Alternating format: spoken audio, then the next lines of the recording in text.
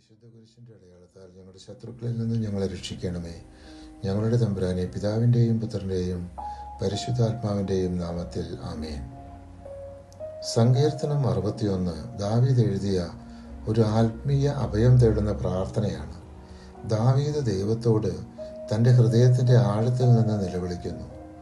ദൈവം കേൾക്കട്ടെ, സംരക്ഷിക്കട്ടെ, തൻ്റെ സിംഹാസനത്തിൽ ദാവീദിനെ നിലനിർത്തട്ടെ. ഈ സങ്കീർത്തനം ദൈവം അഭയകോട്ടയാണ്, വിശ്വസ്തതയുള്ള കാവൽക്കാരനാണ് എന്ന ഉറച്ച വിശ്വാസം പ്രകടിപ്പിക്കുന്നു.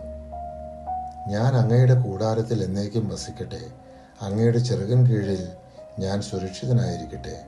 സങ്കീർത്തനം 61 അധ്യായം 4 തിരുവചനം.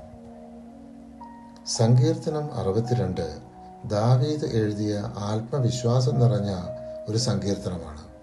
ദൈവത്തിൽ മാത്രം ആശ്രയിക്കുന്നതിൻ്റെ ആഴവും മനുഷ്യനിൽ ആശ്രയിക്കേണ്ടതില്ല എന്ന ബോധവും അതിൽ പ്രതിഫലിക്കുന്നു. ദൈവം രക്ഷയും ശക്തിയും നൽകുന്ന ഏക ഉറവിടമാണ്. ദൈവത്തിൽ മാത്രമാണ് എനിക്ക് ആശ്വാസം, അവിടെന്നാണ് എനിക്ക് പ്രത്യാശ നൽകുന്നത്. സങ്കീർത്തനം 62 അധ്യായം 5 തിരുവചനം. ദാവീദ് മരുഭൂമിയിൽ അഭയം തേടുമ്പോൾ ദൈവത്തിനു വേണ്ടി ദാഹിക്കുന്നുവെന്ന് വെളിവാക്കുന്നതാണ് 63 സങ്കീർത്തനം. ദൈവത്തോട് തൻ്റെ ആകുലതയും ആത്മാർത്ഥതയും പ്രകടിപ്പിക്കുന്നു. ദൈവം മാത്രമാണ് ആത്മാവിൻ്റെ തൃപ്തിയും രക്ഷയും എന്ന ബോധത്തിൽ നിന്നുള്ള ഒരു ആരാധന ഗീതമാണ് ഈ സങ്കീർത്തനം. വിശ്വാസത്തിൻ്റെ മരുഭൂമികളിൽ പോലും ദൈവം എത്ര അടുത്തുണ്ടാകുന്നു എന്നതിൻ്റെ സാക്ഷ്യമാണ് ഇവിടെ കാണുന്നത്.